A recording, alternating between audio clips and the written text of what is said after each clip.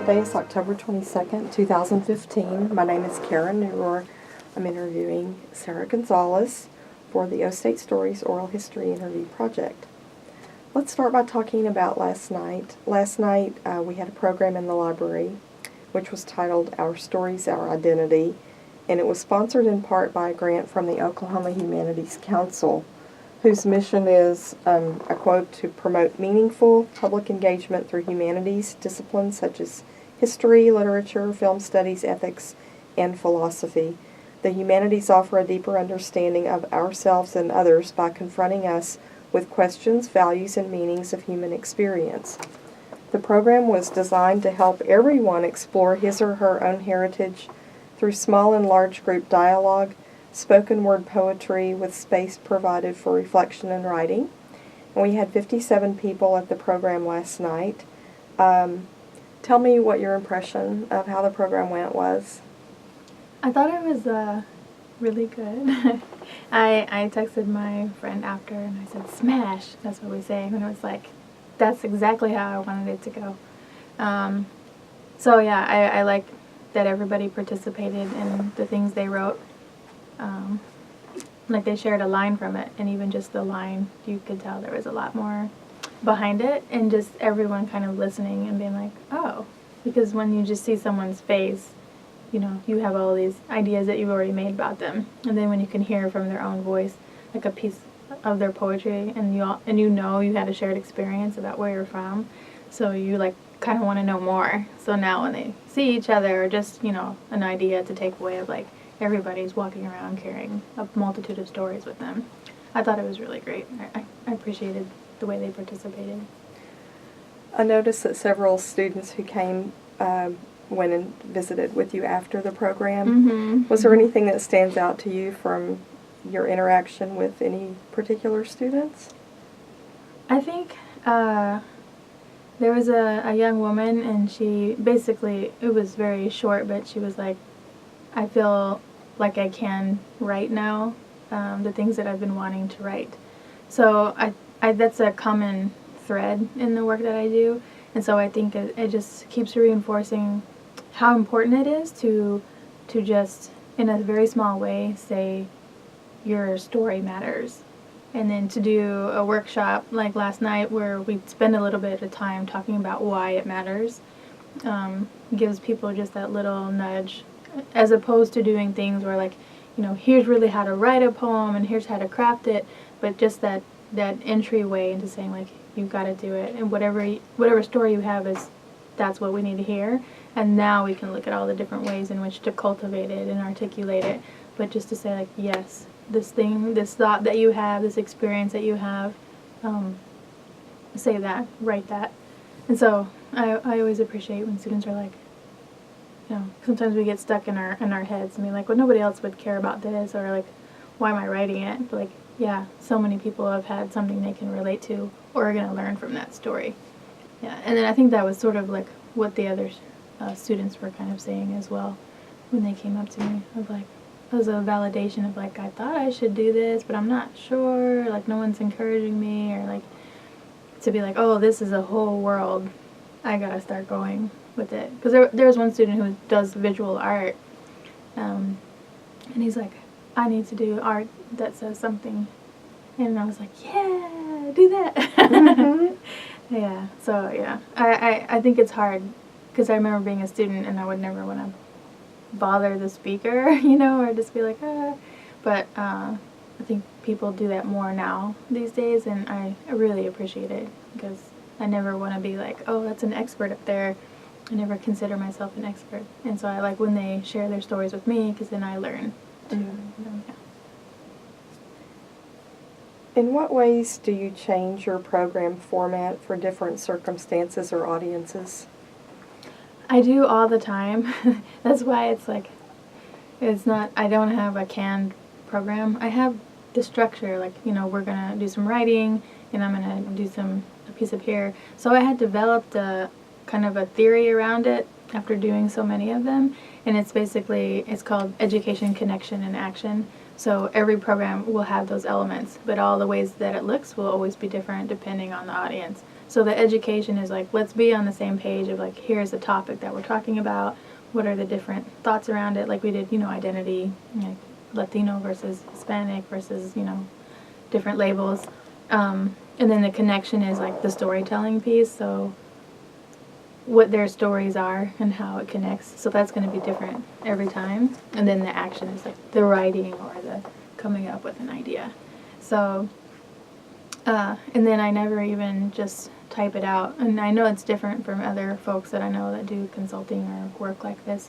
They'll have it kind of printed out, and I don't, because it needs to be flexible enough for who's in the room and kind of what they're sharing. So I have like handwritten notes of like, here's the pieces that you want to talk about, but then the things that they say and do, it depends on what they're doing, and I just like it that way.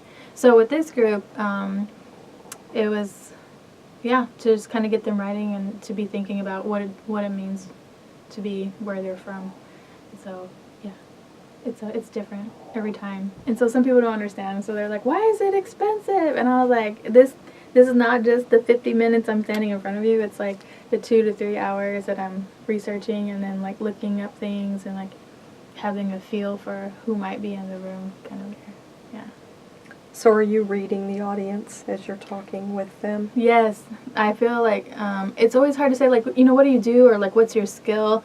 And if I could say like something that I feel like I have a good skill is being a facilitator, and it doesn't sound as cool as it is, but basically I am really good at reading the room and like picking up on everyone's energies and like what's working, what's not working, and being able to be flexible, and like I can kind of feel when someone's like really wants to say something but they're too shy, so I'll be like, "Oh, did you want to share anything?" And they're like, "Okay." So it's like kind of getting that, kind of moving in and what works. And that everyone there was so great. Like I don't usually joke as much, but I felt really comfortable doing that last night because they were like kind of really open to good open energy. Well, you were very engaging with them, and even at first, some of the students that were occupied with their smartphones. Oh yeah. Mm-hmm. Pretty soon, they started putting them aside. I think there's a lot of multitasking that totally. students do now. Mm-hmm. So it was interesting from my perspective to watch how that happened. And then when you invited them to pick up the pencils and open the notebooks and start writing, the room was just quiet. Yeah, I know. And, I've had to learn those things because sometimes I used to be like, well, if you want to share something, I'm just going to move away and like let you share. But I've learned there's a balance there of like encouraging people or even pushing people in a safe way to do it, right? Because if I'm like, I used to run it where we would have people write and then come up to the mic, anybody want to share? And, it would be 2 or 3 people and they would share really great things. But once I'm continuing to look at different dynamics and identities, like who does that? Mostly men will feel less awkward about just jumping up on a mic and be like, well, it's a rough draft, but it's really good, or like, my stuff is good, which is great. But women in particular don't as much, and then looking at their different dynamics of what that looks like. And so I shifted it a couple years ago where we pick a line and we make one group poem, because that solidifies us as a community. It gets to the idea that everybody does have a voice and we don't hear from them all the time, as opposed to this kind of superstar competitive side that was taught to me of like one mic, one person. So we still do some of those events, but all the workshops, when it's more about the educational piece, is everybody participates. And it's just shifted everything. We just have so many. It's very rare for someone not to participate, because I'll say at least one word, if you can say it into the circle, it's our gift, and this is one poem that we've created. It makes it way more accessible for people to share, and we hear so many more stories. Yeah. So that was a pretty large group to do that with last night. What is the largest number that you've been able to do the large group poem with? Yeah, that was a large group. It never feels large. Mm-hmm. I'm like, we're here because you heard people's names and you've heard their stories. And then I'm like, that was 57 people. But I did one in Detroit at a conference, the Allied Media Conference, and that was I think there was 65, 70 people in the room. It was a really large, yeah. But it was, again, all about community organizing, and we talked a bit about, somebody said something, they used like the B word, and so people were kind of like bristling, and I'm like, this is exactly, we have all these voices in our community, and this is what it looks like. This is what it looks like when someone is silent. This is what it looks like when someone takes up too much space. This is what it looks like when we have problematic views that we're trying to, fish out and understand. You can't just say, well, then you're not in our community. Like, it doesn't necessarily work like that. So how do we understand that all the words that you just said impacted everybody in this room? So it's a good conversation. And that just kind of like a theory of just like, this is how we operate. And your community could be your family and the 5 people in it, or your community could be Oklahoma State as an entire campus. Like, it's always fluctuating. And the more that we can be intentional about, the ways in which we participate in it is really important. Okay, let's shift directions here just a little bit. Where are you from originally? I'm from Muskogee, Oklahoma. I was born and raised there. And what was it like there when you were growing up? I always thought of Muskogee as like kind of like this city, because there's so many small towns, around it. And so once I left Muskogee, it was like, oh, Muskogee's kind of small. But when I was there, I was like, oh, this is the city, and like people would come there. And growing up there, my dad in particular, but both my parents, would talk about issues since we were very young, like racism in particular. So I was always like aware of people's culture and dynamics that existed. And again, it's almost when I left there, when I would even just go on trips or something, it's when I can compare. Because if you're there, it's kind of all you know, and it's normal to you.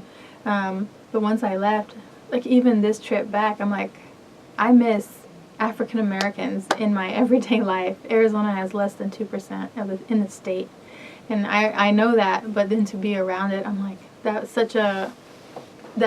culture in general is such a big part of my culture. Being one of the only, what I felt was like Mexican Americans in like school and things like that, I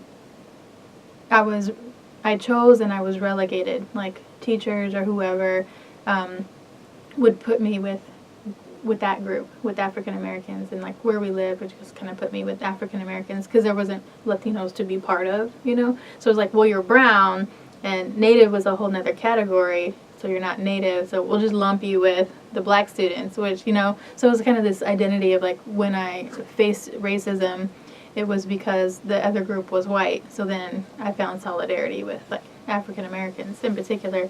So it was interesting. So growing up as pretty multicultural, so having black teachers, not just all white teachers, and it's the kids in the class like coming from all different walks of life. I just remember students being very poor and like the bullying that would happen, and kind of just observing it and watching it.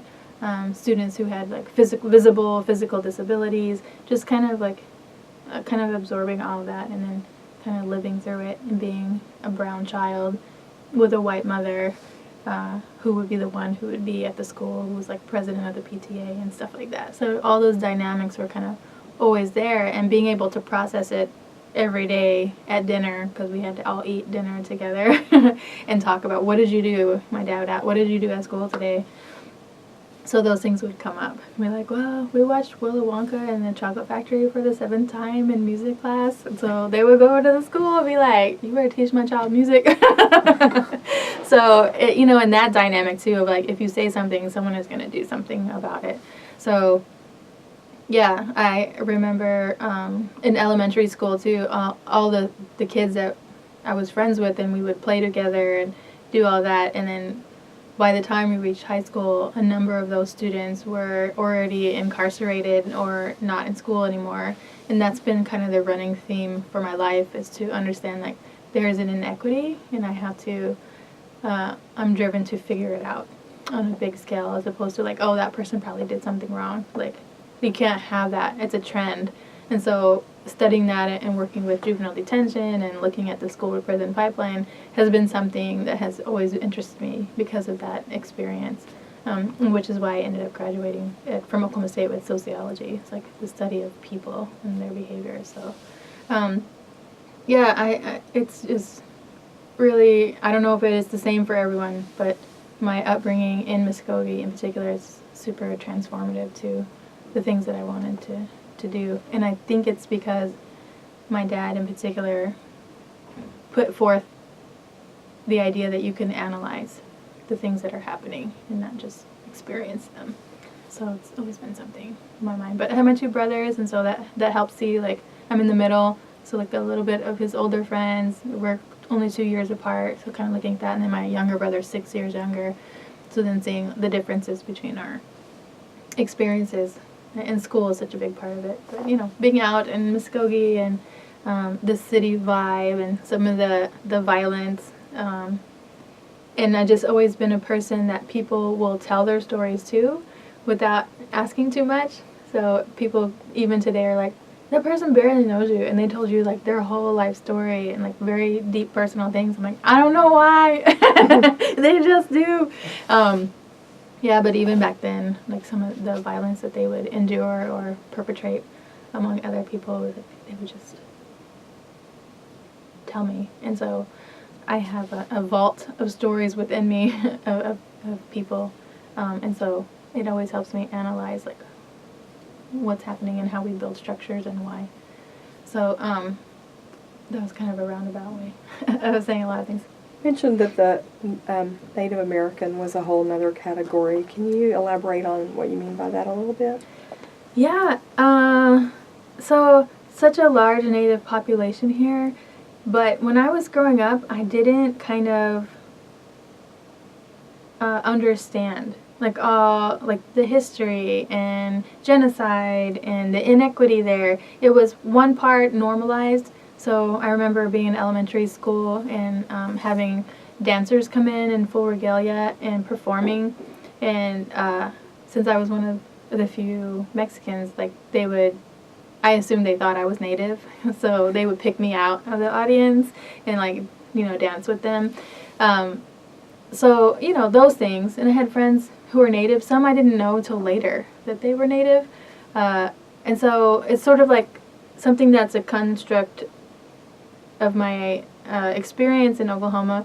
But when I left and moved to Arizona, I actually went to the Heard Museum in Phoenix. I took a group of my students there, and that's where I learned about the boarding schools. So I was so angry that I wasn't taught that here. And so, my friend Kim that I mentioned last night, her dad worked at Bacone College. And so I would go and stay over there and like hang out with her, and I knew it was like a Native school, but I didn't know it used to be like a boarding school or some of those, how it changed a bit.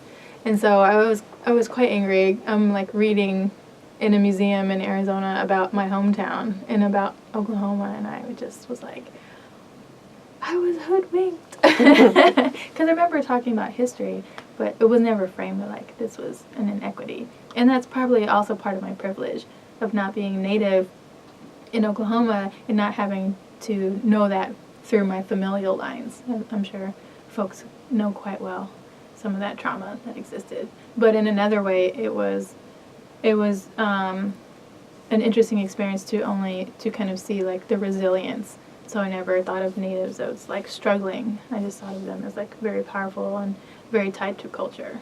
So, how do you identify yourself racially, ethnically? Labels. No, we don't like labels. That's okay. No, I do. I just think it's more like a conversation as opposed to like a checking a box kind of thing. So it's always interesting. So, of course, I knew I was Mexican growing up because my dad is Mexican. But again, like operating in Muskogee, there weren't other people to relate to.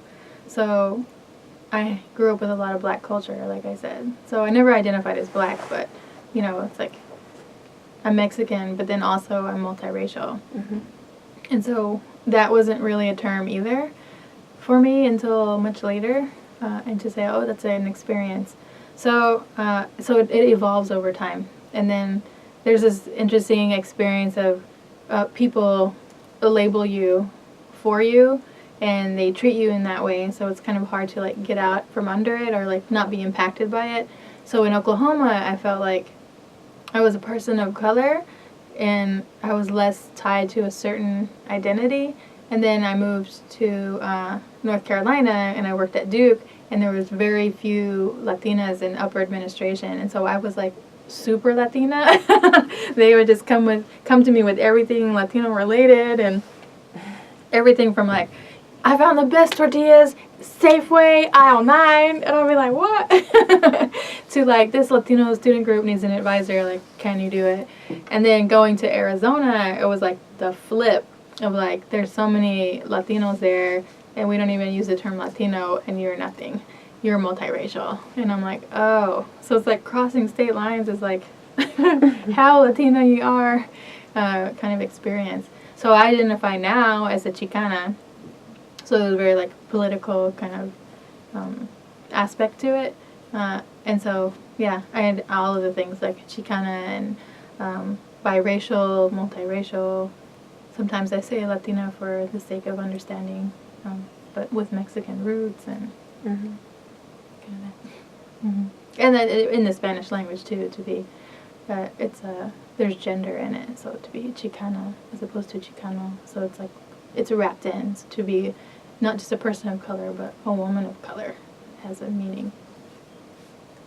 Did you grow up speaking Spanish? No, my dad is from the generation that were beaten for speaking Spanish when they were children. And so he speaks it fluently, but he did not pass it on to us. And he says it's because we moved away from family.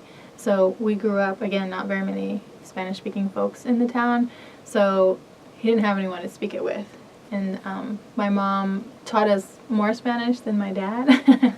And she, like, as a teacher, would teach us. And so we would have times growing up where it would be like, okay, for the next 2 hours, you can't speak any English. But it was very, like, vocabulary based of, like, leche, please. And so it was kind of short-lived, but we heard it when my dad would call home, but it just wasn't there. And then we would visit family in San Antonio, and my grandmother, my dad's mother, only spoke Spanish. And so, you find ways to communicate outside of language. But when I went to college, I started, and that was like my whole identity for Latino. Again, like my friend Carlos just called everybody in the OSU phone book that had a Spanish-sounding last name. And I was like, all right, I like people, so yeah, I'll go. And then that's when I started seeing and hearing of like, oh, these things that my dad does or that we experience as a family is somewhat tied to culture, which was very helpful because my dad was a very strong figure, and so it was hard for me as a very emotional person and emotional child to kind of take some of that. But then when I talked to other women and students in the group, I'm like, oh, some of that is tied to cultural things of being kind of strict, a family being strict about what you can and can't do, what it means to be a female. So it was helpful to be like, okay, it's not just me messing up a lot or my dad being a horrible person. It's like there are dynamics there. So it was helpful. So then when I came to college, I felt like I was missing out on a lot from people in my family, like my grandmother who only spoke Spanish. So I started taking courses, and so I was very fluent in written, but they didn't make you speak it very often. So we did plays and stuff in Spanish, so kind of that. And then, yeah, that's kind of where it was. So I speak more than either of my two brothers, and I speak with my father. But it's there's a whole identity around how much you speak, and almost everyone you ask, even in Arizona, like, do you speak Spanish? It's like, but then they'll speak it what you would consider fluently with their family or folks. But there's a lot of people of like, you're not Mexican enough if you don't speak it, but it's in all different ways. Like, someone will say they're not fluent, but they are. because people always are like, oh, you messed up there, or there's like a Pocho Spanish, which is like Spanglish, and like, that you speak that, you know what I mean? It's like starts to be a hierarchy of like how Mexican or how Latino are you. But it's really ridiculous because people in Arizona, in the Sonora area, the dialect is very different from like central Mexico, or like even Mexicans living in Oklahoma. The dialect is so different, so you cannot be fluent in Spanish. It's like Spanish is like a multitude of dialects and language and vocabulary. And like my younger brother is a doctor, and so the vocabulary he needs is really specific to like working with patients and like around anatomy and pain and those kinds of things. And like people even who are native, even like as English is the same, like I might not know some of those words, right? So it depends, like some people might be very fluent in like things around laundry because their parents ran dry cleaners or something. So yeah, it's like I can understand it, and so when I'm in Mexico I understand it. And then I'll speak it when I'm in Mexico, but here I don't speak it.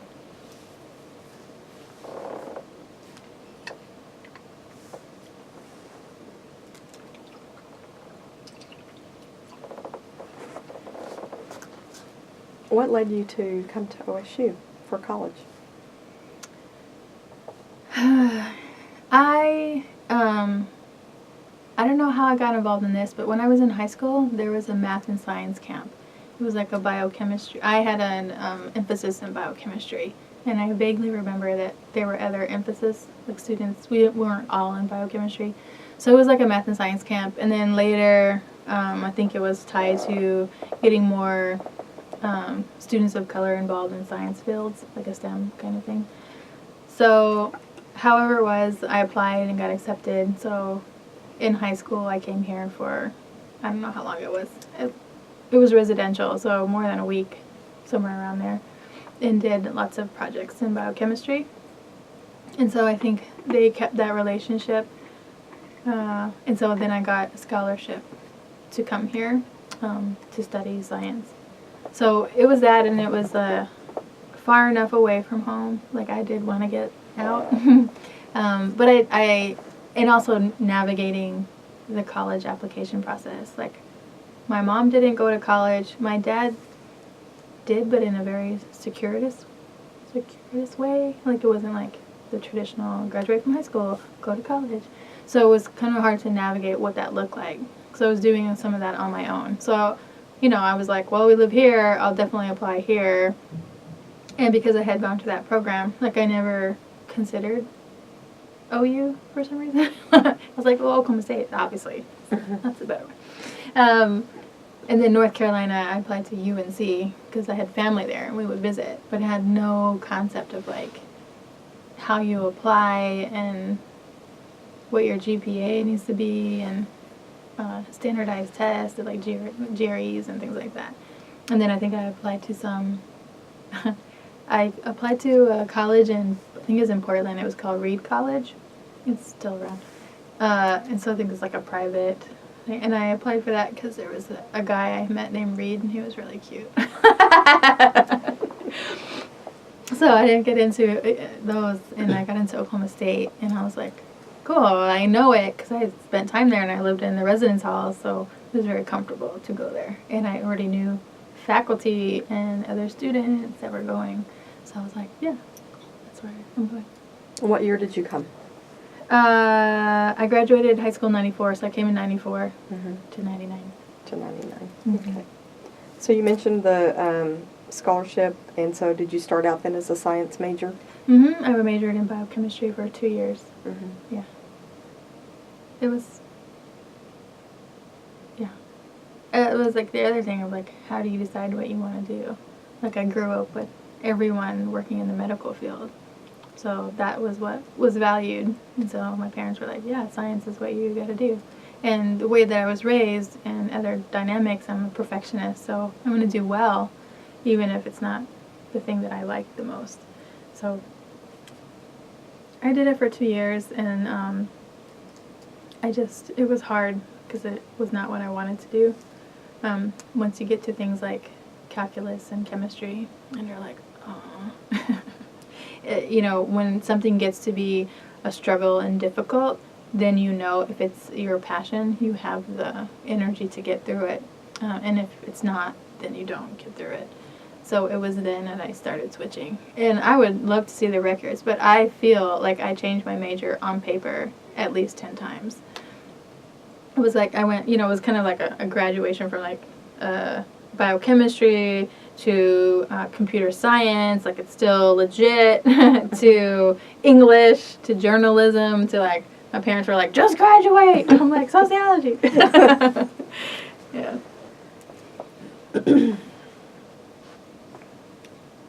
So let's talk about your college experience at OSU some more. So where did you live when you were a student here? So I started out in Wilhelm, so the residence halls, and yeah, I remember that really clearly, of being moved in by my family. And I was very excited, you know, and like I said, it had helped to be familiar with the campus and stuff, so I was like, oh, I know this. So it was all cool, and then they pulled away, and like I said, sometimes it was difficult to be so controlled and managed. So I was like, yeah, and then they pulled away, and I was like, oh shit, oh my god, I'm really on my own. So I just like started crying. So it was like it was interesting. But yeah, I started out in Wilhelm with the roommate and like those big towers, and it was just like a dream to have so many people and that everybody was in the same situation. So it wasn't weird to be like, hi, I'm Sarah.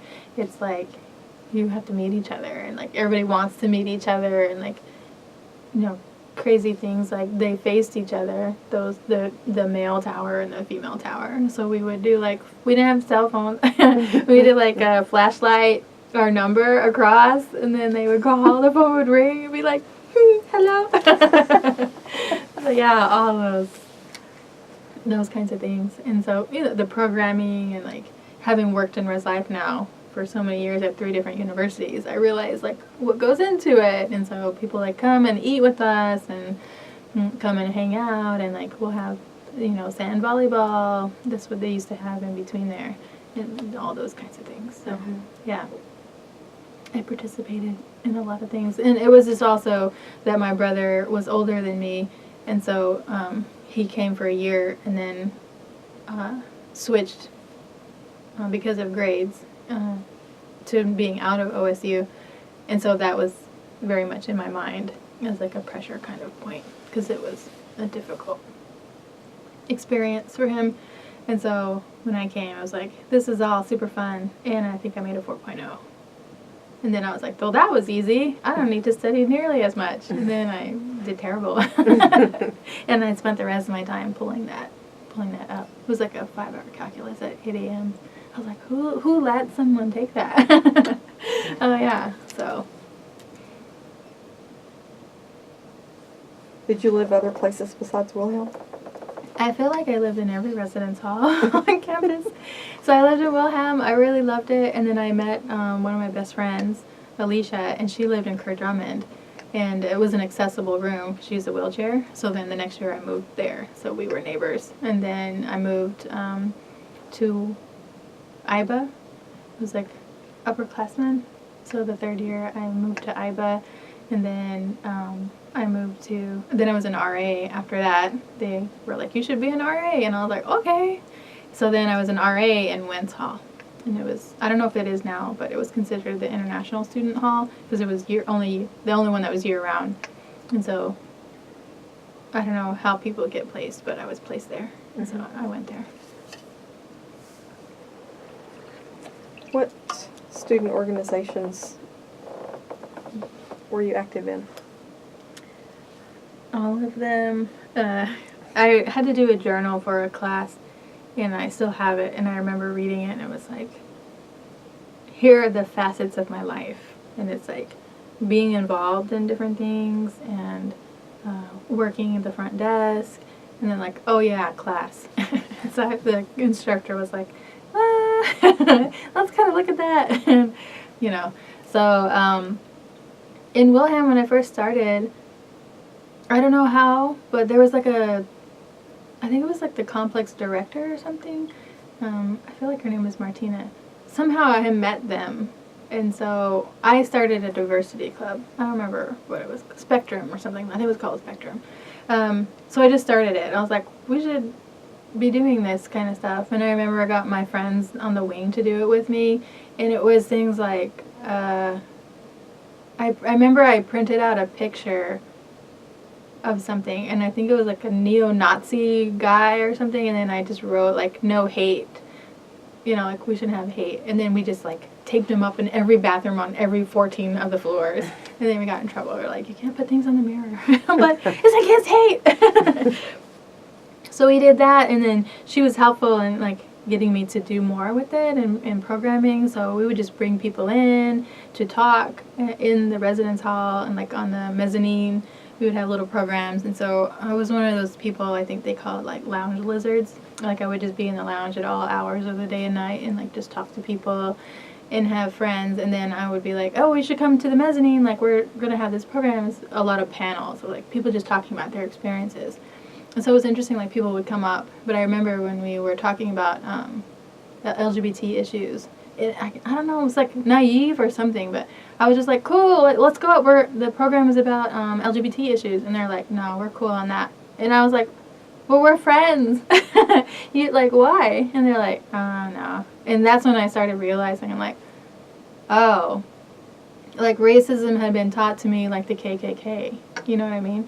And so, and oppression. So, if for any of the identities, it was very extreme. Like, because honestly, the night before I came to OSU, my dad showed me this, but we were always watching documentaries, and it was about the KKK and that their headquarters were in Tulsa. And so I was like, I don't want to go. It's like, you know, Stillwater was small back then compared to Muskogee in my head. I don't know if it was. I think it was legitimately also. So I had these nightmares the night before that people were going to burn a cross, like, on, like, the residence hall where I lived. And I was like, I don't want to go. And then my mom, she's so funny. She was like, okay, well, you can stay here. You can go to Connors in our town, and you can live here with us. Like, she said it just like that. I was like, okay, get in the car. And so, of course, it wasn't like that at all. But, you know, it was just, like, seeing all that horrificness. And so, but, you know, it did come up in different ways. And even being, again, Mexican and, like, the identity that I had, I remember those same guys in the lounge. I think we were talking about being Hispanic, and so I started getting involved. And so I was like, well, we're having a panel. And they're like, are you Hispanic? And I was like, yeah. And they're like, let me see what's your last name? And I was like, Gonzales. And they were like, they started laughing because it was so foreign to them. Like, the only thing they knew was Speedy Gonzales, right? This is the image that they had, you know, from being in non-diverse areas around Oklahoma. So they made me give them my student ID because they did not believe my last name was Gonzales. And it's just like, because you only have one idea of what it means to be Mexican, and me, a person that you've gotten to know and like, that does not fit your definition of Mexican, which is like, you know, dirty, poor, doesn't speak any English kind of thing. So their minds were just blown. And they were like, I can't believe that, you know? And to me, I was like, this is so weird. But, you know, those dynamics. So, like, we went, the Hispanic Student Association, we went to San Antonio, I think it was, to watch OSU play in a bowl game, and my dad's family lives there, so I'm like, I'm going to stay with my uncle, and so I went, we were in a hotel, and I'm like, I'm going to call them, and that was how naive I was, like, I'm going to call my uncle, I'm going to look in the phone book, and I was like, his name is Roberto Gonzales, and I was like, oh my God, there's 9,000 pages of Roberto Gonzales and like 50,000 pages of Gonzales. So that was like my own like frame of mind around it too. I was like, oh, okay, got it. Yeah, so anyway, so we started doing those programs. So I was part of that diversity group, and then when I met my friend, and we somehow, I don't know how she got connected to other people who were in wheelchairs.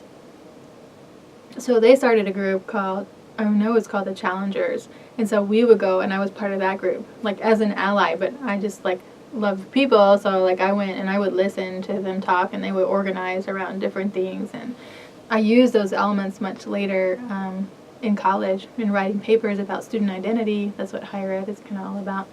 And my best friend in college and my master's degree also used a wheelchair, and so we co-wrote papers together, and the experience was really important. Again, of like, to have a visible physical disability is like, there are many ways in which to get them, right? And so whether you were born with something that you started out with it or you acquired it later in life through injury, there's like so many dynamics of identity around that. But there was this one guy, he used a motorized wheelchair here at Oklahoma State, and he was hard to understand, like his his voice. You could if you like really were intently listening, but if you weren't, it was really hard to understand. But he would wear this shirt that said, "We can still fuck," and he would run to the bars, and I just thought it was so like, it was empowering, because people are always like, "Oh, poor you, you're in a wheelchair," or like, "I don't want to be with you," or "You probably, if I can't even understand what you're saying, like, you're probably not all there capacity-wise," even though you're at a college, you know what I mean? And so for him to do that was like, this is like, you know, pushing back against this idea, and there is now knowing a lot more about sexual identity and physical disability. So that was the title of one of our papers in grad school. I always put fake titles and then put it later, like an inspiration. When we almost hit send, and I'm like, wait, the title is "We Can Still Fuck Still." We gotta take that off.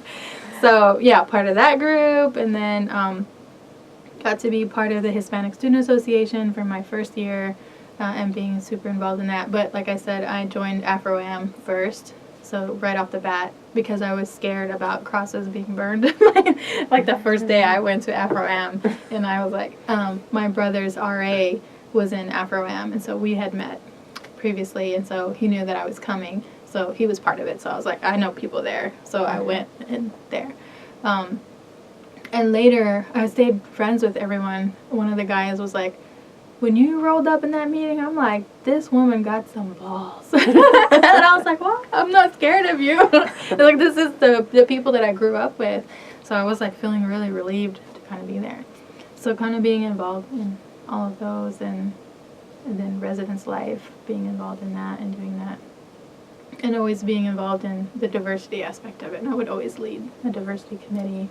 I ran a radio show on the student radio, with a friend of mine. We played ska at like midnight. So many organizations. What was the radio show about? It's whatever the campus radio station is. Mm-hmm. And so you just signed up and you could we just played ska music. So ska is like a kind of punk and ska. It's like a version of punk music, yeah. So I was like, oh, we're running a radio show.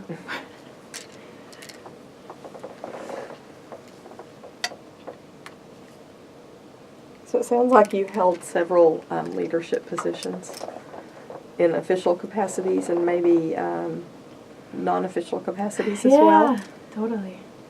Yes, and so, you know, coming from high school where I was very quiet and I was not in any leadership. I played soccer and I was in theater, but I did not lead anything. So it was quite a shift to then lead all of the things, to be super involved in that way. So that was like just a core skill that I developed here.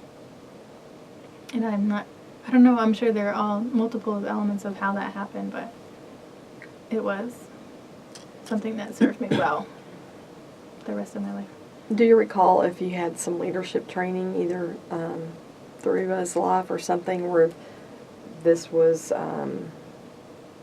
there was, I guess, training that occurred, Mm-hmm. you know, to help develop leadership skills at all? No, nothing formal like that. I think it's those informal connections that are crucial. So it was really like, you know, joining the Hispanic Student Association, it was like, again, kind of refuting the definition of what leader has been defined for me as, and then seeing it as like, we just want family around and we're doing some stuff. Can you help with this? I'm like, I can do that. Like, I'm the historian. I love taking pictures. Like, I like making flyers. So that's what I did. And then you see, like, how people do it. So it wasn't like, you're just a student participant and we have our staff meetings over here. Or, like, you're just a historian, go do that, and we're doing it over here. It was very much like, let's figure this out together. And I happen to be the person that gets the label of president, you know. So I think it was that kind of accessibility that was helpful. And residence life is similar. It's really about the holistic view of like, okay, we do have staff meetings, but what should we do? And blah, blah, blah. So it was kind of more of that. When we were talking earlier, you mentioned a trip to Chicago. Mm-hmm. Tell me a little bit about that. So it's a National Hispanic Leadership Conference that happens in Chicago. I think it happens there every year because I think I heard about it recently. So I was already president of HSA by that time. And our advisor, Rolando Diaz, had just left, and there was no one in that position. And so I don't remember how it happened, but somebody gave me access to funds, and I was like, we have to go here. And so I did some research, and I, like, you know, got together, I guess, who could go, and it was like, even just looking at the pictures, there was a number of us, like 13 at least, who went. We paid for all of it and registered, and we went there and participated in this conference. And then that's when they were like, okay, we need an advisor. We're just going to spend all our money. But it was really cool because, again, like, we were all friends. And like I was saying earlier, you know, there's a core group of us that we were all friends. Even though some people kind of came in and out, they were still part of the family. And then people who were there all the time, you know, we were good friends. And then people that we didn't like as much, or like I didn't get along with, like, they were still part of it. And so I appreciate that. So all those people went. I just remember being on the plane and feeling like I was responsible, even though, you know, some people were older than me. Even the past president who had recruited me in was part of that. And that we had a lot of turbulence on the plane, and I was like, I'm going to get everyone killed. But it was cool to go there, and again, it was like, oh my God, there are Latino leaders from all over the country here, and like talking and having fun, and like, you know, we had, you know, speakers. We met Al Gore. He was there speaking, and I was like, there's power. And I started to understand, like, a politician like Al Gore wants to talk to us. There's like a power there. So we should be organizing and talking about these kinds of things. Yeah. Okay, you were looking at the scrapbooks just a little while ago, and these are the Hispanic Student Association scrapbooks. So talk about that a little bit, if you would. I was really thinking of it because I have all those photos because I was historian. So I have all the replicas at my house. And I look at them. I do look at them from time to time. But this time, looking at them as a collection, so some of them I'm not in, some I'm in, and then there's people who came after me, is an interesting feeling. And I'm like, oh.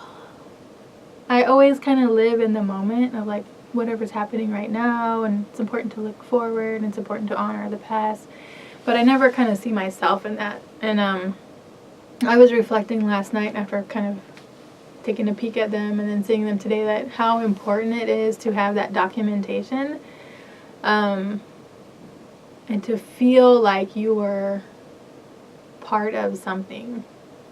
And then that in conjunction with the workshop of having students be like, someone has done elements of this, so it's not as scary, like, I can figure it out. So there was just something in Tucson, there's a lot around history because it keeps getting taken away, like the banning of ethnic studies and stuff like that. So you understand how important it is. But I never felt part of a history that was valued in any way. Maybe for myself and my family, but not institutionally. So this is one of the first times that institutionally I've seen it valued, and I was like, whoa, that's heavy. And it was good to be reminded, like, you know, my memory is, like, I have a weird memory, so it's hard to remember those things, but when I visually see a picture, then I remember those people that I hadn't thought about. You know, with the onset of social media and things like Facebook, it's easy, but I still am taken back by the idea that I haven't thought to look up these people, right? It's, for me, I'm like, who are my connections right now? And not to abandon them, but, like, you know, relationships fluctuate. But then to think about, oh, I could just reach out and I'll probably find this person. But to me, you know, growing up without social media, that's not a genuine relationship. So I still love and care about those people, and if I am meeting up with some of them this trip, I'm interested in that, but I'm not, just secondary to think about, oh, I could Facebook them, you know what I mean? Mm-hmm. So those photographs, I think, are really important to see that, and it helps, you know, take what your memory might be and then kind of make it into focus of, like, it was so multicultural. Like, I knew that it was, but I didn't remember as much of it, right? Because then you're, oh, talk about, you know, the Hispanic Student Association, so you start talking about it. But then, you know, sometimes you don't think to ask, how were the other 3 centers a part of that or not a part of that? And those are really interesting questions. So to see Diane Nguyen, who was president of the Vietnamese Student Association at the time, in all those photos, and I'm like, I talk to her now, I am Facebook friends with her, but, like, yeah, we learned so much about Vietnamese culture. So we never had this idea of just Asian culture because it was very specific. And then later I kind of looked into it, but, like, why was it just Vasa? Like, why wasn't it an Asian? Like, what is the interesting dynamic about Oklahoma and Vietnamese folks, right? And so, like, just kind of learning about those different things and, like, being part of each other's culture in that way. Yeah. I'm very appreciative. It makes me think now for my own youth organization that I'm running, how documentation is very important.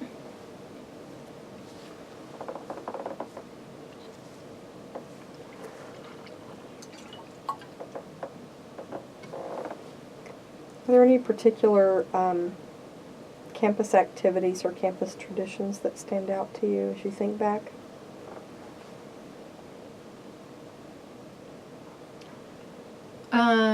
Well, when I was mentioning earlier, it was cultural night. And so I think of it in this way. So there are some that the institution puts forward, like homecoming, and I'm sure there's other ones. But I never felt like that was for me. Like homecoming was very much a Greek thing, maybe even if it wasn't. And so I didn't really participate in it. But there were other things that I think are campus traditions or should be defined as such. And cultural night was one of them. Because I remember the president of the university coming out to that. So I can't remember the venue. It's on campus, but it was like a full stage and like stadium seating. And so it was annual. I lived in the International Hall. I lived in Wentz at the time when I started hearing about it and participating in it. And it was like people work with their home countries and the consulate to get resources to bring forth the cultural dance. And so it was very international, and it was like, because I lived in the International Hall, there would always be a lot of work happening on it, and it was a competition. It was judged, so they had judges there who were selected and all that, and I don't know who put it on, like, I don't know, I was always just participating, but it's something that stuck with me, and we did it multiple years, and I have tons of photographs, and I rarely got to see, I saw some rehearsals, so I rarely got to see people's performance because I was always backstage, but it was this giant backstage room, and that's where all the photographs are. So you see people in their traditional outfits from different countries and different aspects of the culture from their countries that they're representing, and we're all taking pictures. So we're all in our different outfits taking pictures, and so those are some of my best memories of, like, I had a lot of Japanese friends and I would always like help them. Like they would get mail from the residence halls, and you're like, Zetta, read this to us. And so I'd be like, okay. So what's happening is, oh my, you're getting kicked out because you were smoking. You cannot smoke in your room. So it helped us have those kinds of connections. So cultural night was one of them, and my parents came to that, and they came to a few things, but that was one that they came to, and I remember that. And so me too, I danced with the Latin American Student Association, so learning about their culture, because that was not mine. So it was a lot of Venezuelan and Ecuadorian and dances like that I got to participate in that I was appreciative of. So that was that. I don't remember. Yeah, I don't remember other defined traditions in particular. What were some of the gathering places on and off campus? I loved dancing, and so I spent a lot of time at the Weed. Does that still exist? It's called Tumbleweeds. Oh my God. So we spent a lot of time there. So when I lived in Iowa in particular, because most of the people there were older than me, and I just always had that dynamic of like the little sister kind of. So it was like all guys, and then they would go to the Weed, and then I would drive because I didn't drink. I never drink. I still don't drink. Just didn't like alcohol, and so I would drive and then take them there, and then it became a thing of like I got involved in the Latin Dance and Cultural Club of starting it with Frank, and so I loved Latin dancing, but we would go there with country dancing, so the guys would be like I would dance with all of my guy friends to show all the women that they could dance, and then I would leave, and then they would have dance partners all night, because it was very similar to Latin dancing, like with the twists and turns and stuff. And then there was a little side club attached to the Weed, which I don't remember, and they played hip-hop. So I would let them get them situated, and then I would go dance in the hip-hop side. So we spent a lot of time there. Just spent a lot of time in the residence halls, sitting in the lobby and talking to every single person that came by. It was a very diverse group, and they would be like, oh, I remember a friend who didn't make it, who dropped out, and was like, I don't know how you're not dropping out. You're in there like all hours of the night and day. And I was like, I don't know. I have a lot of energy. So, and then working the front desk and at Wentz was just like, it was a staple of the lobby kind of area. But the library was the other one. That room that we were in last night, it was just, I just thought of it as a living room, and it felt like a home. And I loved like the fancy chairs, so they weren't like the rest of the library. I could never study because it was like, like kind of, I don't know what they call them, not folding chairs, but like generic chairs, and then like the table, that's it. But in that room, it was like a fireplace looking thing, and it's like there's books around, and there's carpet, and like drapes, and so doing homework growing up, I was always in my home, in like a real, not a fancy chair like that, but like a real chair and a real table, like a wood table, and so we would always go and study there, and we would study at those wooden tables, so, and I just remember always sitting like this in the big fancy chairs and like reading, and it was so comfortable. And so, yeah, I spent a ton of time in that room in particular, and I always just thought that the building was beautiful. So even just hanging out by the fountain there, and in that little quad area, we just spent a lot of time there. And then the union was the other, because we ran student organizations, and we all had our little cubicles. I feel like it was in the basement. Mm-hmm. So yeah. Who stands out to you that had an influence on you? Professors, or maybe people who were employed at the university in campus life or student life? Yeah. So many people. So my earlier years was the Martina woman who was in Res Life in some capacity, because she had soul. And so I don't know what her background was, but she had very blonde hair and was fair-skinned, but she was very comfortable with people from all cultures and was putting forth the dynamic that we have to think about these things.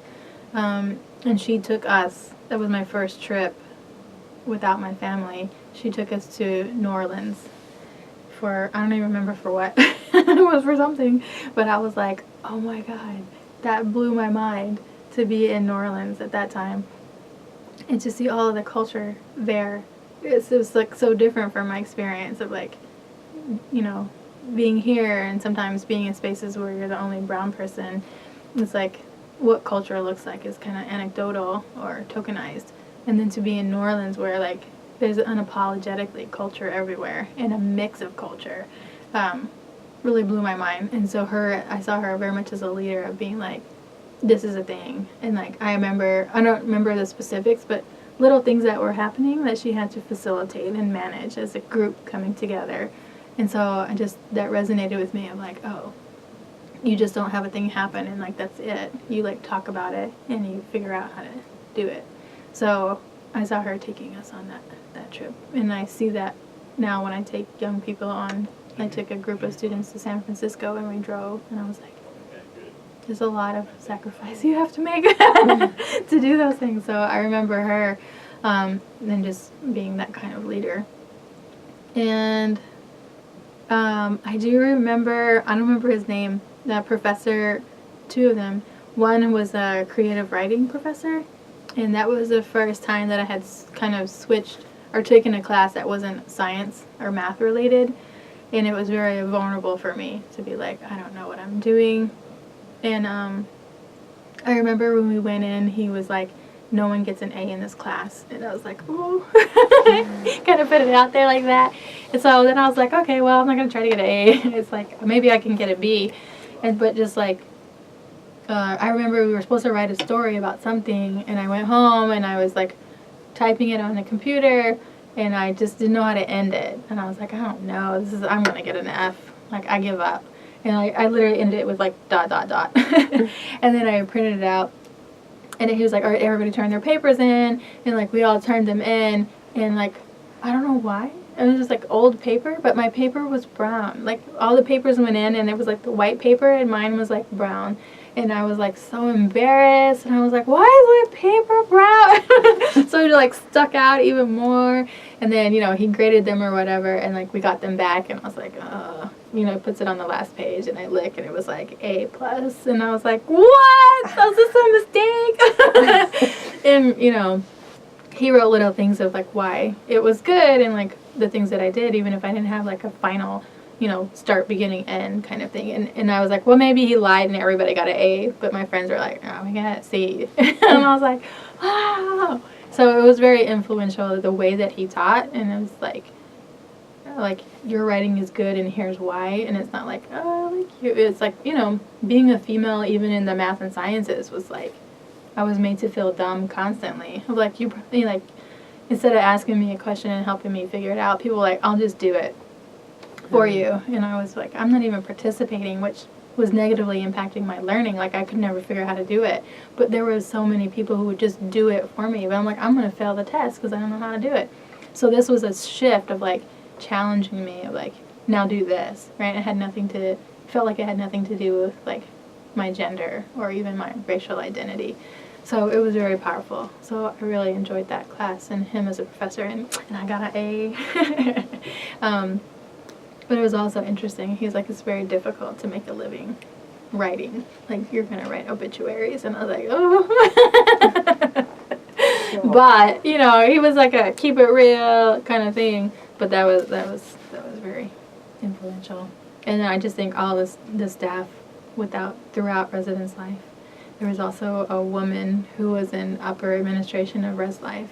And I remember there was a thing that happened, and I got pulled into her office, and she had this amazing red hair, and she had like these high heels, and she was dressed to the nines all the time.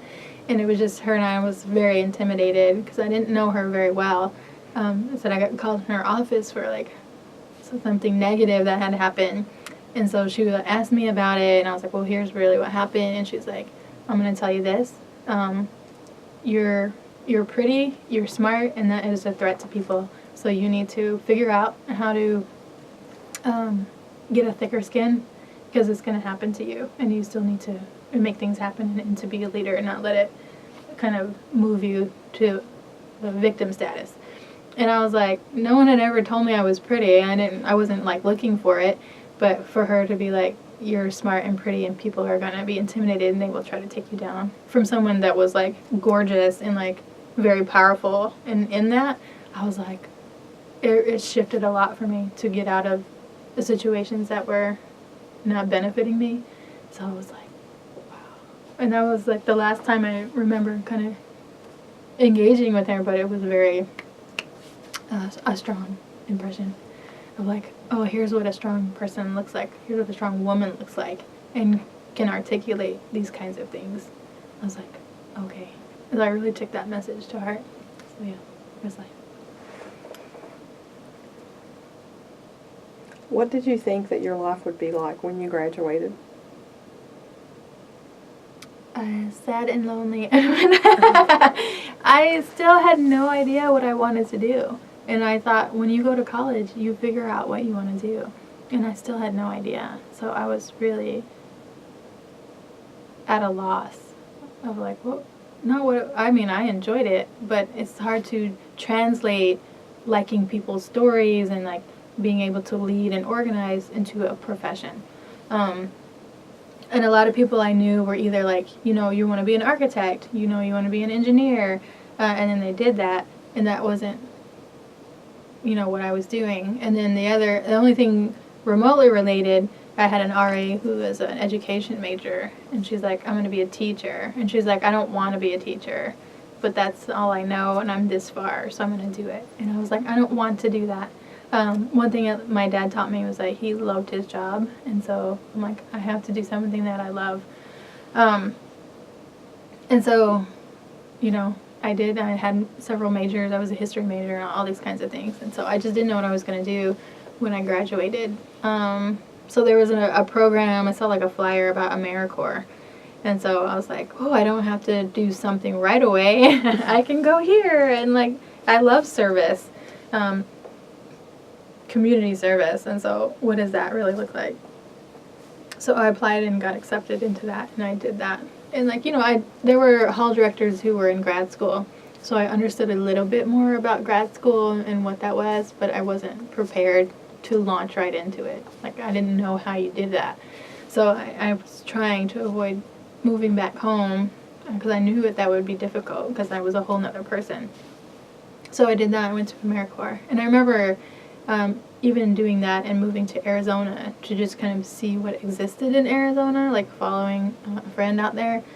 My dad was like, you're making a mistake, like, you should work at the bank in our hometown. And I was like,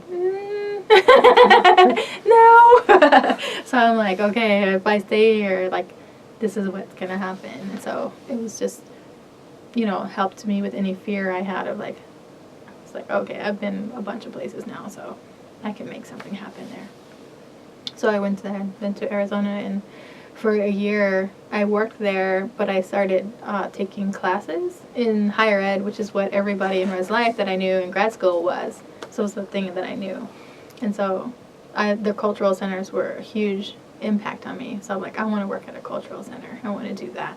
So I started taking classes, and I made a 4.0, and then I applied formally, because I don't do well on the standardized tests, so I didn't have very high scores on those. I guess I don't know, was that the GRE? The SATs were earlier. So on those, so because I made a 4.0 and they knew me, and then I applied, I got in, and then I did that, and I graduated with my master's in higher ed, looking at student services, stuff like that. So you went to the University of Arizona for your master's degree? Yes. Okay, did you take graduate classes anyplace else? Nope. Okay, so we're back from a quick break. So I just asked you to tell me about your work, your career.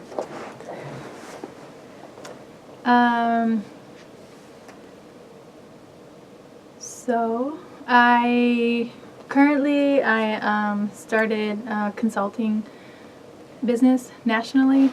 It's called Truth Sarita Consulting, and it's around providing social justice education and leadership, whether it's keynotes or workshops or longer trainings or curriculum design, things like that.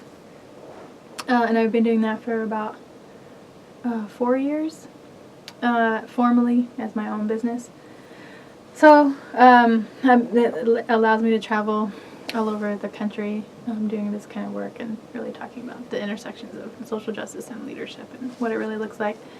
And then I also run we co-founded Spoken Futures Incorporated, so it's another business. And it really works with young people using spoken word performance poetry to process and act on community issues that they see. So I do that more locally in Tucson. And so then I started melding them and being like, okay, art is another language, essentially. And so when you're talking about things that can be difficult or complex, then to have another language in which to understand them is very beneficial. So I started using elements of writing in that, but also photography and movement. Just that, so anyone can kind of access them and understand, like, okay, here's what it looks like, even through just movement, if I don't have the words for it. So that's what I do, and through that consulting, I have a full-time position at the University of Arizona as the coordinator for the Common Ground Alliance, and that is the intersectional programming between the 4 cultural centers, the Women's Resource Center, and the LGBTQ affairs, doing that. So I really enjoy it. I'm kind of I kind of geek out now on like organizational structure. I've done so much around facilitation and learning about, the big 8 identities and different dynamics and labels and stuff. So I'm always learning, but I have a very solid grasp on how to do that and get folks talking. So now I'm looking at organizational structure and like how can people organize or come together, and what are the pinches in the path, and how can you open them up structurally. So we have courses at the university that we run called Intergroup Dialogue, and when I came in there was only 4 people in the course and not enough to have 3 full courses, and so it became more about like, this is an important, like the content is extremely important, but if you don't have a path for it or a container for it, then it's not going to be as effective as it could be. So I would do a lot of workshops that are like one-time workshop or one-time diversity training, and then I came to the point where like, this is not how we learn. And sometimes institutions or organizations would be like, cool, we did it, now we don't have to do anything else. And I felt irresponsible to be the person that was allowing them to do that. So I stopped doing those and kind of just started looking at like, okay, I can do a workshop, but it's part of a bigger plan. So if you don't have diverse faculty and you're trying to look at that, well, I can help you develop a 5-year plan, and part of that might be a workshop for your faculty or whoever's on the committee, the search committee, of understanding their bias, their unconscious bias, and things like that. So it's kind of like that. So now developing, what does that look like? And even with the youth, like we have a lot of young people on the microphone and doing poetry, but we always, as a staff with the youth, look at who are those folks, and it's never to penalize, a group that's dominating, but to see like, why does that exist and who's not being heard. So we didn't have a lot of queer youth, even though I worked at the Queer Youth Center for over a year doing poetry with them. We still only had 1 person who would come and compete. So we started looking at it, and we had an opportunity to take over the statewide Gay Straight Alliance network, and so we did. We voted and decided to take it on as a way to increase structurally our outreach to queer youth in particular, and so now we're starting to see the benefits of that. So I'm always looking at now organizational structure and helping people kind of look at that too, in small community groups and larger institutions. So that's kind of the work that I do, and along with being a community organizer myself and a poet and performance artist and those kinds of things. Who inspires you? Someone asked that last night, and I said the youth, and it's youth, like young people, and just everyday people. So again, it's kind of pushing back on this notion that there is one person that holds all of the inspiration or power, or the richest person, or the person with the most kind of capitalistic power in our society, but the everyday people who lead and organize and take care of the people in their community, because it's what community is about, and they might not ever get an accolade for it, but because I get to do this kind of work where people are sharing their stories all the time, then those people come to the forefront. And so I think that, I don't know a good term for folks like that, but people who don't do it for the accolades, but they do it because it's important, and they know it's important. And then, certain of those people, it's a real gift to be able to do it and to see that.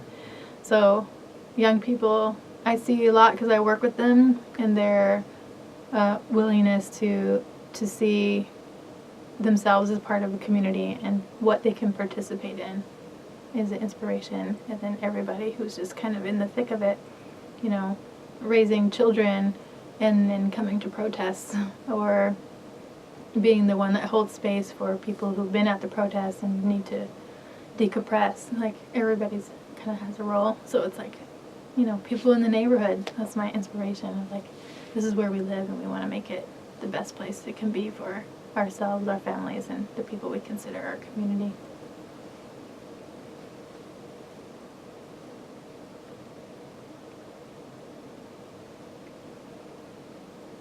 You told a story last night about the education and transportation issue. Oh, yes. Would you talk about that a little bit? Yeah, I think art, as it was presented to me growing up, was, it fulfilled like an entertainment kind of quality. And then as I grew older and then saw, like, my father as an artist and kind of seeing different aspects of it when he would share those stories, like, he's an artist in many ways, but we didn't see it really growing up. And then he would do little things, like for our soccer team, he would paint our banners, and I'm like, oh, that's really good. And so, everything from building community as a child, his older uncles would have him spray paint on their cars to make them look cool. I was like, oh, that's part of building community and what that looks like. And so now, kind of seeing art as a way, again, as another language, and as a way to really be powerful and to change things. So it doesn't have to be the person in the boardroom, and oftentimes from different identities we're not allowed in the boardroom, so this is another way to do it. So kind of seeing art fill that idea. Can you repeat that question? I was going somewhere with it. I the story. Yeah. Yes. So then working with youth, it's like the same, of like the education, connection, action. Here's a piece. So working with after school program in Tucson, they're not going to know the school to prison pipeline. Not everybody knows that language. It's not accessible to everyone. But I know what it is, and I know they're experiencing it. So I will say, okay, well, here's the thing. It's called this, but you might call it something else. So what are some of your experiences of being pushed out, right? Do you have standardized testing at your school? Yes. Okay. What's your experience with taking standardized testing? Do you have school resource officers in your school? Yes. What are your experiences, positive or negative, with those folks? Do you know their names? Like, that kind of thing. And then their stories start coming out. And it was like similar to something I said earlier. Once they're saying like, oh, this is a thing that exists, I thought it was just me. I'm being made to feel bad because of my culture or my family who can't afford it or who are brown. Like, you're a criminal. And so they take it and say like, well, either I hate my family for not being good enough, or I hate myself for not being good enough. But once they understand this is a national thing and it happens to a trend of people, and people are doing something about it, young people are doing something about it, then they're like, okay, now I can like stop expending all that energy of being down on myself or being made to feel bad, and then join a group of people who are looking at it. Because I always tell them, if you all left school, like, none of the adults would have a job. So then they're going to listen, you know what I mean? So they have more power than they think they do. So those are kind of things that we would look at, like, what are people doing, what would work here, like, and then use poetry as a way to be like, oh, I'm really frustrated, like, I'm really depressed because I thought, I was messing up this whole time, and they told me, like, I didn't even do anything, and I got kicked out. So those are the dynamics that we're all learning from each other. And so one of our students is in high school, and he was waiting for the school bus, and it never showed up. And so he finally made his way to school a few hours late, and he was like, instead of just being like, okay, I guess I have to do that, maybe it'll come tomorrow, he was like, I should ask. So he started asking, like, what happened here? And then other students were like, oh, I didn't get the school bus either, and so, like, we should ask. And so they started organizing themselves and, like, asking, like, why is this happening? And other folks kind of understanding the history that was important around it, of that sometimes school districts will stop the transportation to certain neighborhoods, so to make it very difficult for students to make it to school, and then they can justify closing the school because the enrollment is very low, or attendance is very low. And so they were like, this should not exist, and you're doing it to us because we are a Southside school. And so they organized themselves to have a school board meeting. So they organized their own school board meeting, and it was just ridiculously amazing. And so they had it at the Catholic church, which is right beside their high school, which is, of course, where it's not typically held. And so they invited people. People were running for election and re-election at that time for school board. So they reached out and invited them all. They invited all their families. And then the student was like, oh, hey, I'm doing a thing. Like, you should come. And I'm like, all right. So I come, like, going to videotape him. And then, so even when we were doing the program, like, they weren't like, hey, help us do this. Like, they just did it on their own. And we're like, hey, you should come. And I was like, all right. And then I was like, whoa. It's like, they asked me to speak as, like, one of the people. But, like, all of their families were there, and it's a very intergenerational kind of community. So we had elders in the room, we had little kids, like their siblings. So they led it from the get-go, and you could see, they put out chairs for all the school board members, and, like, you could see who did not show up. Like, there's an empty chair there, so that means a lot. And then the people who were sitting there, and they were not given, like, a time to speak. They're like, you're here to listen kind of thing. And so it was run bilingually, which they're not run bilingually.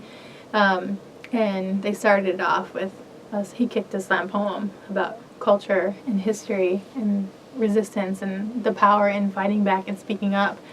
And so I was watching and filming, and the school board was like, who is this kid? Like, oh my gosh. Like, they did all this? Because sometimes you can be like, well, probably a teacher would help them. But he spoke with such passion. And they're like, cool, that's to set the tone, and this is what we're going to do. And so it was just amazing. And so the only question that they had for them were like, you can answer this question. If you're elected, are you going to return our school buses?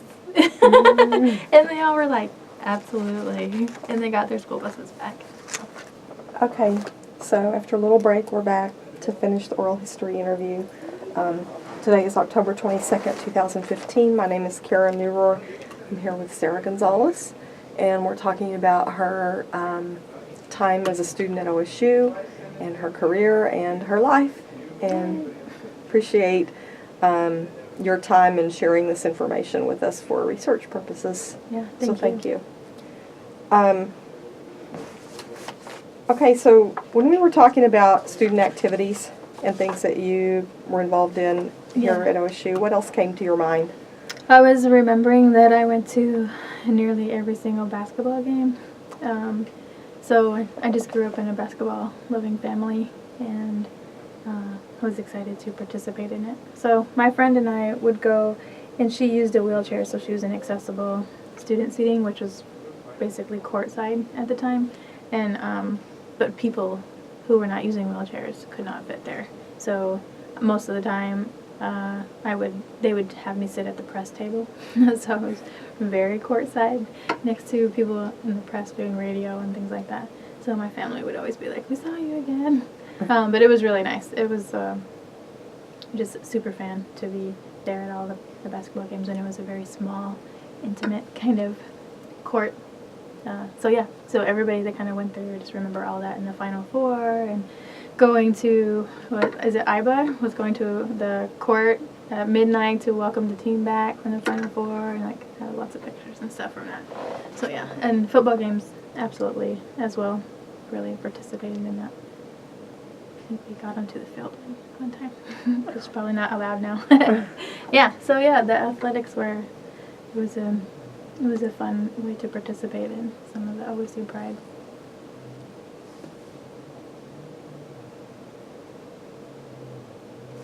Okay,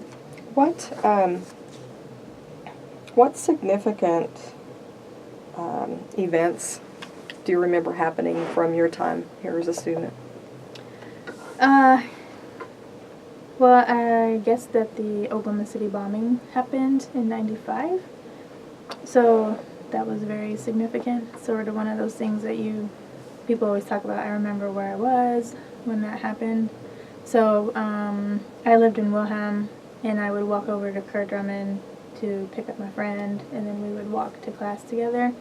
And so she was still getting ready, so I was just waiting in her room. She had the radio on, like a pop station, and all of a sudden it cut out. And I was like, I wonder what happened. And then the DJs came back on, and they're like, we don't know what's happening. There's like a giant shake of the building. And so I just was very nervous. I'm just like, what's happening? Like, what happened? And she was very nonchalant. She was like, oh yeah, I gotta go to class. So it didn't kind of rectify itself. So we were walking to class, and I dropped her off, and then I went into a building where there was like a room in the middle where people could sit and watch TV between classes. And there was a bunch of people. I was going to Spanish class. There was a ton of people in there standing and looking at the TV. So then I joined them, and then we just started seeing like all of the images from it. And so, of course, really terrifying and heartbreaking. And then there were different things like, all the misinformation and kind of things like that would happen, to hear about some students and community members maybe, who caused some physical structure damage on campus, like throwing bricks through the mosque, things like that, where it started being like, people of Middle Eastern descent are responsible. And with a lot of things of like, Connie Chung got a lot of media because I think she said, who cares about Oklahoma, like it's whatever. So it's interesting to kind of see all that, because it was the largest terrorist plot on U.S. soil at that time. And so just to kind of see it unfold in like the images, and just being inundated with all the imagery and things like that. So it was very significant. And so when it happened with 9/11, I was at University of Arizona, so it just brought back everything of like, I was a staff member, and I was like, this is what's going to happen. But everyone was so in shock that they could not move through it to protect students and things like that. And so it did happen all over again. And so it was really one of the things when it happened at OSU, when I was at OSU, that really propelled me forward in the work that I do. Because I could be very upset and angry at a lot of things that happened, a lot of injustice, but it was burning me out. And so it was that in particular, there was so much hate around it, and it turned out to be 2 white guys who did it. So that, and then the birth of my nephew, that I was like, I can still address injustice, but if I do it with love, out of a place of love, then I'm going to have energy to want to create a better world, as opposed to always resisting and battling the things that are happening. So it's kind of like the major shift in the way that I thought about things, to like, I'm going to burn out. But if I think about it as like, this is propelling me to create a better place, then I can sustain myself. So I always think of that very significantly, because people, tend to come together and say that we're all Oklahomans, but if you were a person of color at that time, you were not considered in that camaraderie necessarily. And so, students had to leave school and from threats and, things like that, and it became part of a national narrative. So it's interesting how we kind of had to feel the pain of that happening in a different way, because at some points you were not part of, like, we were all coming together. It's like, we're not, because you just beat up people who look like me and, like, tried to blame people who look like me for something that we didn't do. And one of my best friends at the time, we decided to drive by the Neurohr building, and I don't know how long after it was, but we drove by, just like curiosity of like something of that magnitude. So we went and drove by, and we lasted like 5 seconds, and I to this day have never felt death be so personified. That building was just hollow, and you just felt it, and we were leaving. We couldn't stay there. But many years later, I participated in, did a half marathon for Oklahoma City Memorial with my dad, and we ran it. So it was interesting to be back there. Were there students that you knew at OSU that left because of that? No. The students that I knew actually were at OU. And so some of it gets like, you know, what was true and what was like told to me. So those students did leave from OU, but then at OSU, I remember being told that campus police told students, international students in particular, and maybe it was a certain group, or I lived in the international hall, to lay low for 2 weeks and not to kind of come out. And so, yeah, it's kind of that experience, and I was seeing all the media kind of around it of like, what does it mean to be safe? If everybody nationally is like, any brown person, and I was someone being multiracial and living in an international hall, people often assumed I was Middle Eastern. So my parents were just like, you need to be aware of like your surroundings and stuff like that. So it's the power of oppression, is that you sometimes don't even have to explicitly have someone tell you something, but you always have to like think ahead of like, this is a possibility of something happening. So yeah. So was there a real strong sense of fear within the community of where you were living because of the suggestion or the recommendation by the police? Yeah. You know, on some level, you just don't want to believe it. And when you're going through it, there's so much misinformation and lack of information, and that almost always then, having experienced it so much, breeds of violence when people don't know, or the answer, or they heard something, so they're going to do something to somebody. So you just become, it's a reminder of how precarious that your situation is. Because if somebody is drunk and somebody is out and they see you and they decide that you're Middle Eastern, and if you are Middle Eastern, you know, that whole situation changes for you. And it's stupid of you to not know that, right? To be aware that you're made to have to do that from a very young age. And so it's like, you know, some people might not understand it and be like, no, we were all Oklahomans and we came together. I'm like, it doesn't look like that for everyone. And so, you know, I had written about it recently, and then what does that mean for the ways that we get to grieve and have trauma? Because we don't get to heal in the same ways, right? We have to think about it in other ways, and like, no official apologies, and so the damage kind of gets done. So having studied, you know, racism for many, many years, the fact that it was reported that Middle Eastern people were responsible for it, you cannot erase that. Like, you know, like in a courtroom where they're like, strike that from the record, they do it because you know you can't unhear it, right?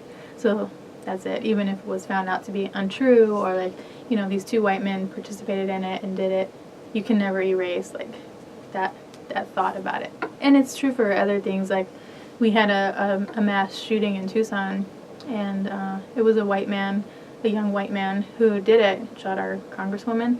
And I was in D.C. and I always talk to the cabbies, like, what's the feel in the area? Like, who are you? What do you do? And this guy was like, oh, you're from Arizona. That's where that Mexican guy shot the congresswoman. And I was like, you don't even have to commit the crime for people to accuse you of it. So it's like very pervasive. So when things like that do happen, it's not like, well, no one told you. And it was like, you don't have to. Like, you already have to bring that with you to, you know, better safe than sorry. You know what I mean? So yeah, it was an interesting thing. I love it. Congratulations. How did attending OSU impact your life? That's a big question. Oh, I think it just really, it provided a space for me to participate in ways that were very structured for me before in high school, right? And there's way less opportunities in high school. And to put opportunities and value on things like leadership and all these, organizations around culture and identity and other things, to put value alongside of that, along with academics. Like, this will help your academics. This will help keep you here when things happen, right? And in high school, it's not. It's just like, you do your stuff. And that's how I was allowed to participate. So here it was like, okay, this is not just like a fun thing. If you have time for it, there's research to show like we have these programs to keep students, and students who come from different backgrounds in particular can relate to these kinds of things. So for me, it was like being very, very quiet, growing up and not very involved, to being like, not only you can be involved, but like, hey, just come on, we're doing this. You could do this part. I see it in you already. I'm not even like labeling like you may or may not. The interview is just like, you're cool, you're here, let's go, you can do this. So I think having a container for those spaces was like really critical for me to see myself as a leader and to do it, because otherwise, I don't know, I never would have thought I would be president of the Hispanic Student Association, and that's why, I think some of that, studying identity for many years is like being female and being a woman and being like, oh, I'll do the historian. Like, I could have just gone for president, but I was like, well, let me get my feet wet first and kind of see more what that looks like, and then you're kind of going up the ranks. So providing that opportunity to do so was really important. And while there are many things that are inequitable on campus and facing those kinds of things, there were also a million opportunities where people said, yes, let's do something like this, or let's do it. Like, I had a friend, and we wanted to reach out to have more Latino students on campus. So we watched a lot of Oprah. And we were like, let's just start our own mentorship program. And so we worked with Office of Admissions. I don't remember his name, but there was an African-American man there who was super cool with the students. And we're like, he gave us the list of students in high school who are thinking of applying. And so she had a family member who was in high school. So we created the Gonzales mentorship program. And we wrote a letter. It was like, we're here, we're Latina, we want you to be successful. And it was just including all the free stuff. And they gave to us application, brochures about OSU, and we just sent them out. We're like, call us if you need anything. And so it was like short-lived, right, because we paid for everything. Like the postage alone was a lot. And so that person that she had already kind of known had been like, oh, considering other places, but then decided to come here. And he told us, it was like, because I knew you, but like now I know that you're here and that there's other people and you're kind of looking out for me, and that when I get there, I'll have someone to connect to. So it was like, we have one person, yeah! Mm-hmm. But just the idea of being able to think that through and to have staff who would be like, we're here to help. Like, here's addresses, like, we'll send them, those kinds of things. To have a place to percolate those ideas was all really valuable. So everything really changed from high school and participating in places where I was told to go, and then being in college where it's like, you can do all of these things. Was just one of the strongest core elements for everything that I did after. If you were to give advice to future students, what would it be? I guess the advice I typically think about is to be involved, to participate, right? Not just to be like, you should join some clubs because it looks good on a resume, but to participate. And that might mean if you're in the residence halls, it might mean the people on your floor, like, participate in that, because you don't necessarily know where you might end up. And if you take the first step, then the next step will illuminate. So it's not just being like, I'm just going to stay over here. So it might be participate in that. It might be participate in a formal organization, but try it. You don't have to stick with it, but there's a lot that we don't know. And so the more that you just take steps and looking at different things, then you're like, oh, I never thought of myself as, I never at this time would have ever thought I would have run my own business. Like, in my head, that looked like a certain person, and that was not me. And so participating in this and that all led to me being able to do it, right? And so that would be my advice, is to just participate in small and big ways, things that don't, they're not going to take you too far off course, and more than likely they're going to take you to a place that you didn't realize you wanted to go. Do you have a poem that you would like to share for concluding the interview? Not on me. I was thinking of that, and I thought of it earlier to bring some different things to read.